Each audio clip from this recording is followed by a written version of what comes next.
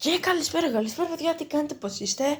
Σήμερα έχουμε unboxing, αυτό είναι εδώ πέρα το φακό. Εντάξει, μόνο αυτό έχουμε, δεν είναι και πολύ. UV torch λέει, είναι μπλε.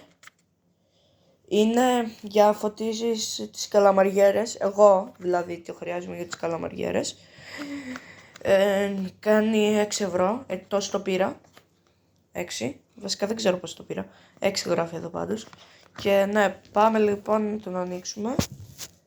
Και ένα λεπτό να φέρω το στηρικτήρι, το τρίποδο για να το φτιάξουμε. Ωραία, το βρήκα το τρίποδο. Αυτή τη στιγμή είναι στηριγμένο στο τρίποδο, τέλος πάντων το κινητό μου. Ελπίζω να βλέπετε καλά. Γιατί δεν βλέπω να τραβάει καλά. Κάτσε να δω. Ωραία, τραβάει καλά. Λοιπόν, πάμε να το ανοίξουμε. Ωραία. Ό,τι πατήσει. Να τους ο κακός, παιδιά. Το ανοίγουμε. Εδώ.